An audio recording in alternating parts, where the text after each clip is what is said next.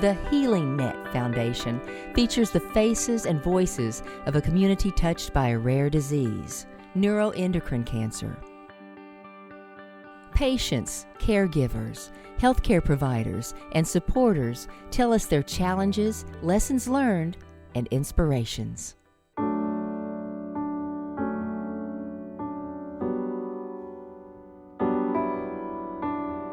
I woke up one morning in pain, and I told my husband that I needed an ER.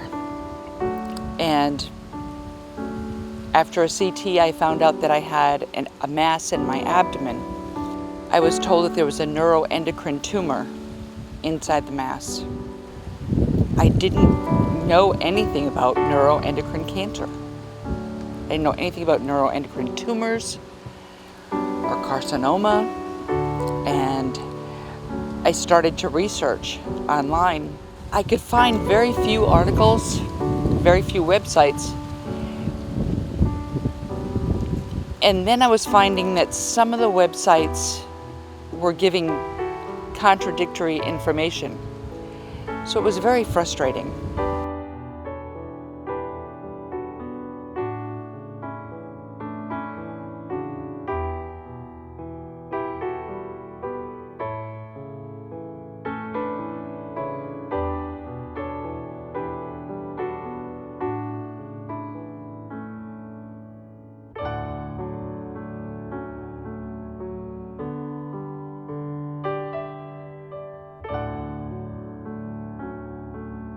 I had neuroendocrine, and I'm only sitting here because an oncologist from breast cancer 15 years ago admitted me to the hospital, and therefore I had to have surgery. But if I had waited the 3 weeks that the surgeon's office wanted me to wait, I wouldn't be sitting here. I think the biggest challenge that I see out here in terms of achieving the best possible care is one of knowledge of this cancer, both from the patient perspective and from the perspective of physicians who are diagnosing as well as trying to treat this particular type of cancer. Knowledge and experience with this cancer by physicians is lacking. So when a patient comes with high symptom burden, I feel that community oncologists are not well aware of drugs that could help much the patient, specifically from the diarrhea perspective, from the flushing. New developments have been out, and FDA-approved medications have been out, and I think community doctors are not aware of what is the cause of a diarrhea that is very complicated.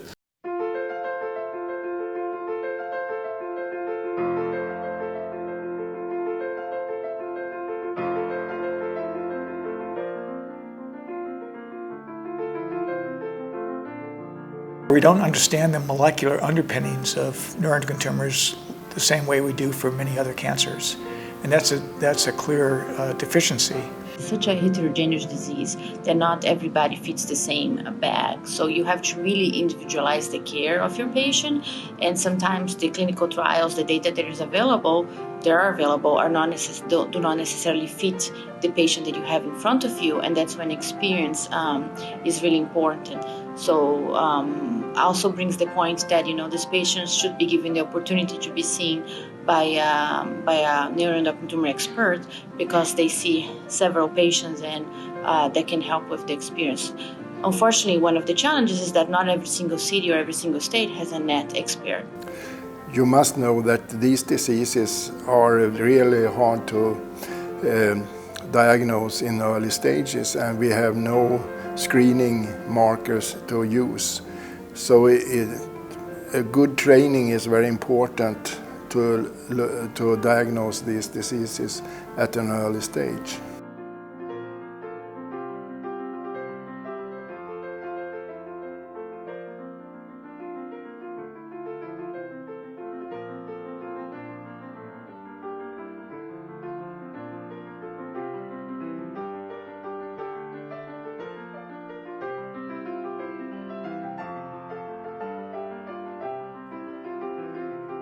I believe the biggest challenge for patients these days is they don't know what neuroendocrine cancer is, so they cannot be their own best advocate if they don't know what it is, and B, their doctors don't know what neuroendocrine cancer is. And so how can they possibly be treated right and diagnosed properly? If you have been newly diagnosed and it's a cancer that you can barely pronounce, and then an oncologist who is supposed to be the cancer doctor doesn't have the knowledge that he or she needs to be able to help you, it's a terrible place for a patient to be. I had the pleasure of training in neuroendocrine in Europe, and so I saw a slightly different way that it was practiced. When I came back to America to take care of my patients, I saw that there was a real lack of knowledge about the disease, not only among the patients, obviously, but even among the physicians and caregivers.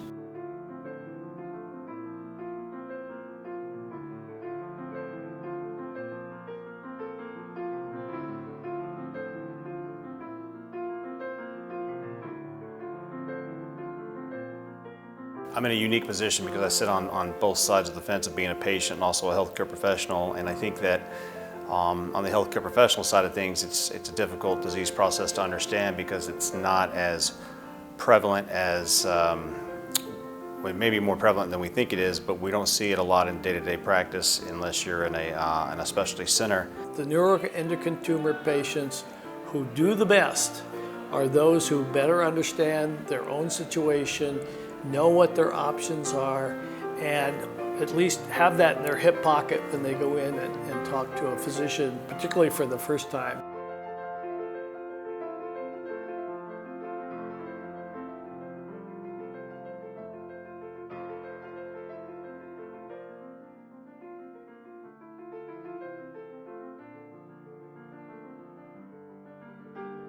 Well, the biggest challenge as I did my research was really finding a local expert to depend upon to have follow-up.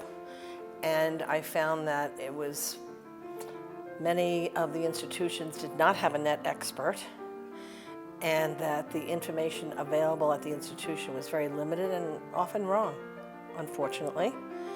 And we were pretty well connected in the medical community, as my husband is a physician, so it was very frustrating, honestly, to find that expert so that I could be treated locally and then consult from afar with a NET expert. These patients may be driving for hours upon 4 to 6 hours to visit with their neuroendocrine physician, and in these rural areas, are they able to get the care that they need?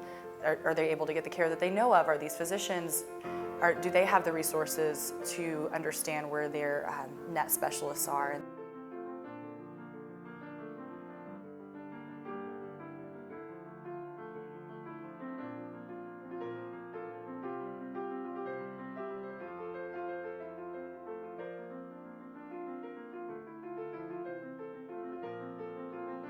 Neuroendocrine is a relatively unusual, somewhat rare disease. A lot of people don't learn much about it, and so a physician may only see one case in their whole career. So I always encourage people to really be the captain of their own ship. Get your own knowledge, learn about things, and then see if you can find an expert who can help you. And then and only then, once you've assembled a team and you can get your care in the right time by the right people. I try to inspire everybody, gosh, you're fighting for your life here. What could be more critical? Get the proper treatment, get the best treatment you can have, and research and find the best doctor for you.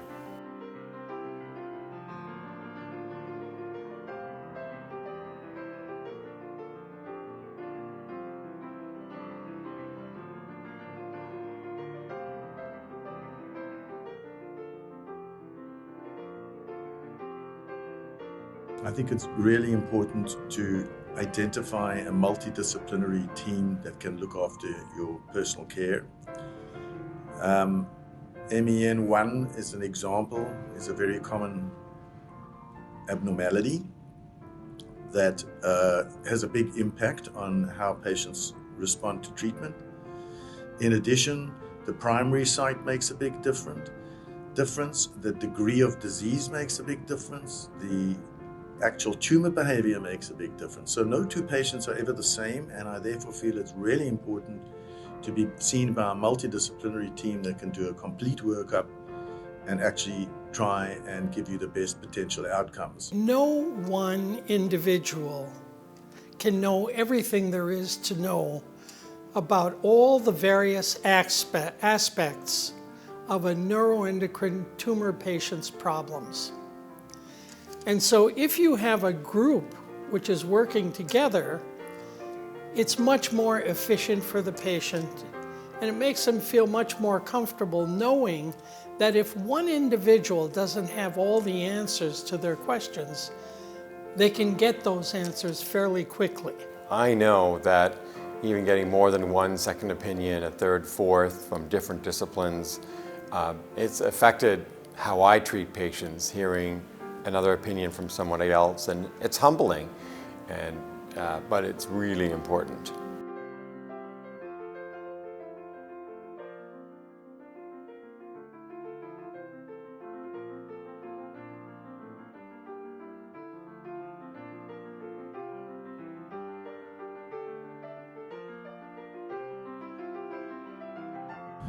If you only have a hammer, everything looks like a nail, but if you're in a group of people, many people with different areas of expertise, at a good center, you can combine. So finding that right place to get your care, I think, is a major challenge for most individual patients.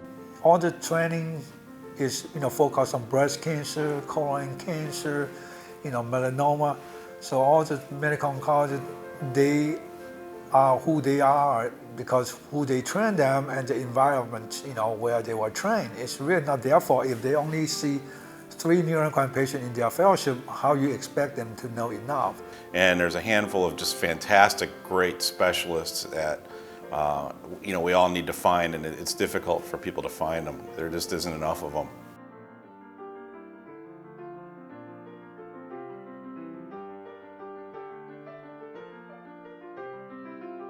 Certain things still, it's hard to adjust your expectations. I get to look at something and say, oh, I used to be able to do that. Sometimes you kind of, you look at the negative side of that and say, well, you've lost. And so I try not to do that. I just kind of look at me as being a new me. And, I've also gained a lot. I mean, it's in terms of my relationships, we've had more time together. I've had more time with my friends. I've been very intentional about investing in my friendships, and I think, before 2015, I didn't do that as much. I was more, just working a lot. I don't work as much anymore. As a partner in the journey, there is a separate sense of loss and grieving, a loss of identity, a loss of what I was, who I was. I did give up things or walk away from who I was before as a nurse practitioner, and someone who was had a lot of skill in that field and took on a whole new role. So a lot of the challenges have to do with, number one, balance, trying to find a balance in all of it, while wearing multiple hats. So I do a lot of different roles, and of course there is the caregiving. There's navigation, there's insurance warrior. I deal with all the denials. I communicate with all the medical providers and facilities, scheduling, dealing with pharmacies. And the researcher, I deal with a lot of the research and keeping up to date with everything. And then there's life, there's our house, I became a chef. There's a lot of roles, and knowing when to switch the hats.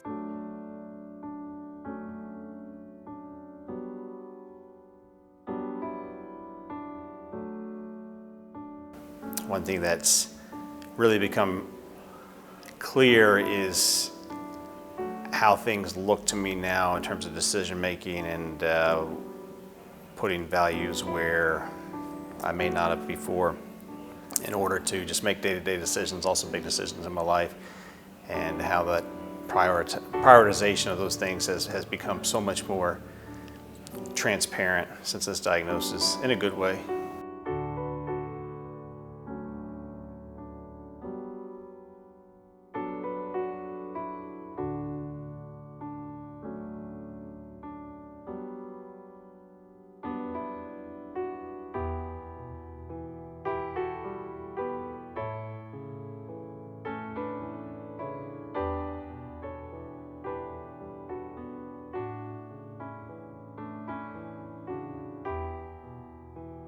the physicians don't necessarily know exactly what the patients are feeling and what the challenges are for our patients. And I think we should focus a lot more on quality of life issues and talking about how to approach neuroendocrine tumors in the long term. I've learned to be humble and to be open to opinions of the entire treatment team, but most importantly to what patients tell me about how they perceive their disease and what's meaningful to them. That's been my biggest lesson.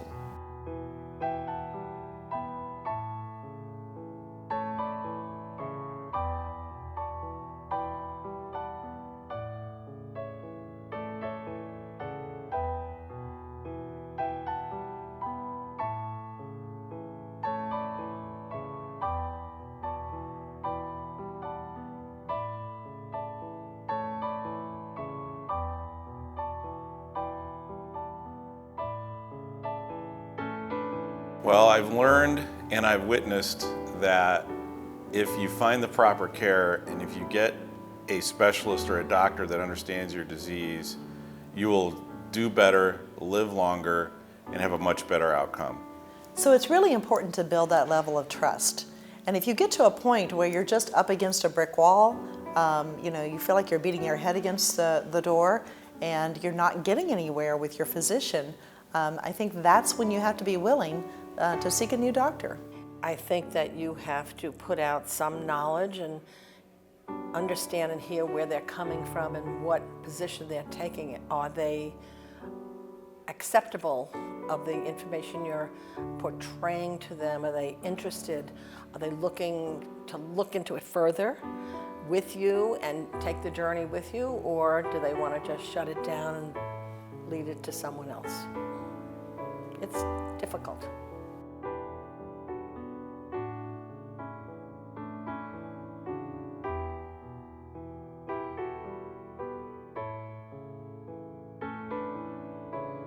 Patients need to communicate with other patients about their experience. Not that their experience is necessarily going to apply to another patient's situation, but at least it gives them some idea of opportunities out there that they may not have ever been aware of, or resources that they're now becoming aware of that they could turn to answer the questions that they're going to have about what are my next steps.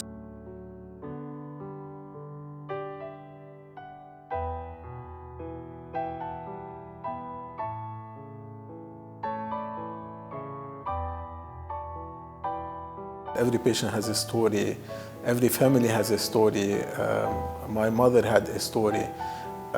Cancer care is very complicated from the family perspective and from the doctor perspective and from the patient, from the community perspective.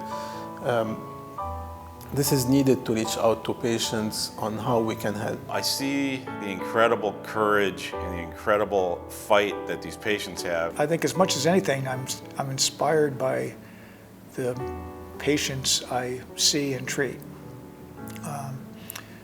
These people are, you might even term them professional survivors.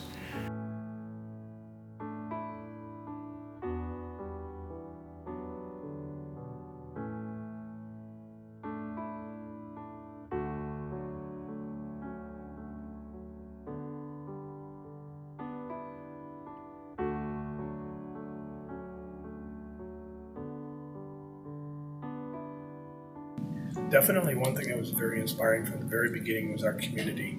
From the moment that I was hospitalized, I had a strong sense of there being a lot of people, a lot of friends, a lot of family who were surrounding us with their love and prayers.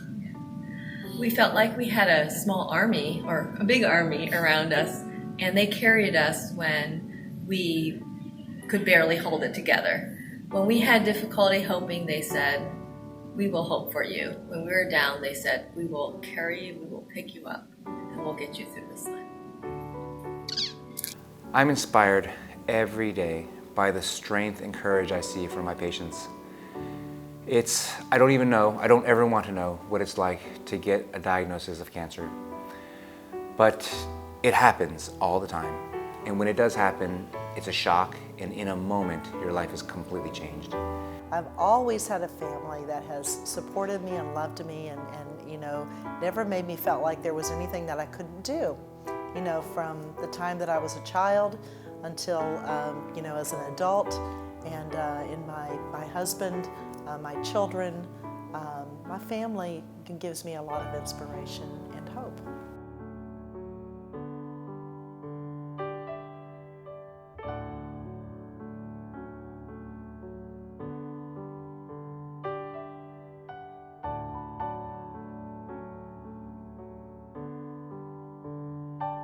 I've been inspired by the fact that there's great collegiality, great support amongst experts, that people are talking and doing things. There's been tremendous progress made in terms of therapies. There is potential for the future that's enormous. There's great collaboration. This is a family, I think, that is really coming together very nicely to forward the field, and I see great progress and great future ahead. There was a time when we just had nothing else to do but watch. Watching at times is appropriate, but now we have multiple different ways of treating patients, and I think collectively we're learning a lot more. There's been real progress made in basic science, and I am sure that that will translate in due course into improved therapies and clearly better outcomes.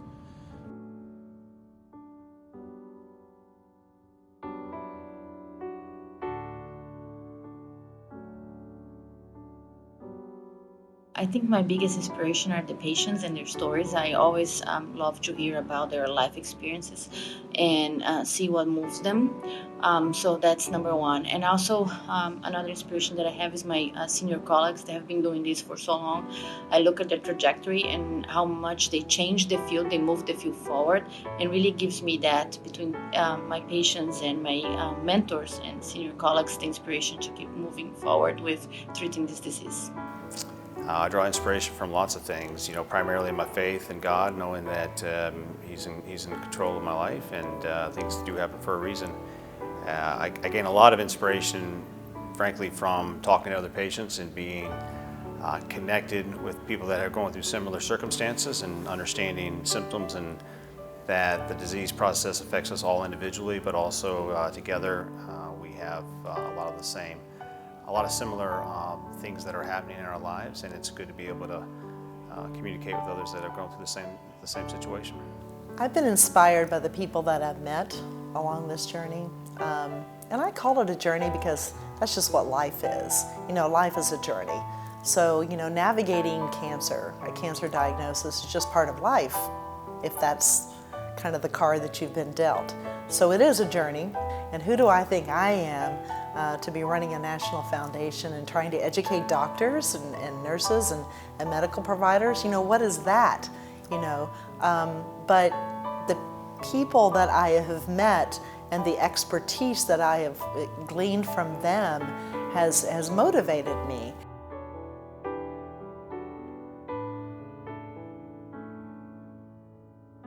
The thing that inspires me the most in fighting for awareness for neuroendocrine cancer is my daughter.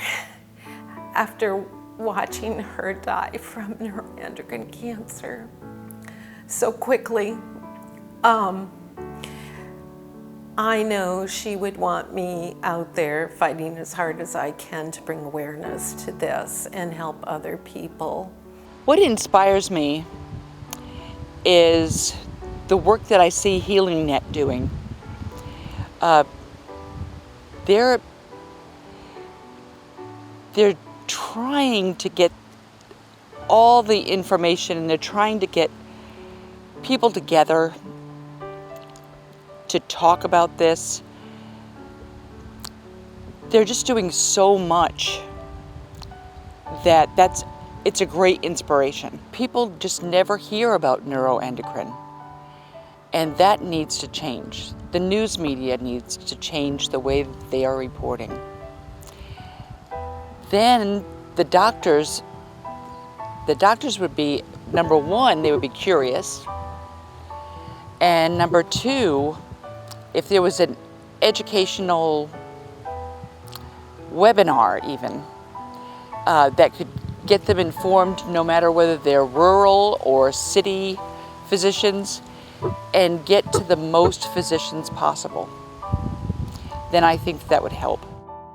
I think the critical point is trying to educate the medical community to know what they are dealing with and when to refer to a true net expert so that the patient receives correct and adequate care.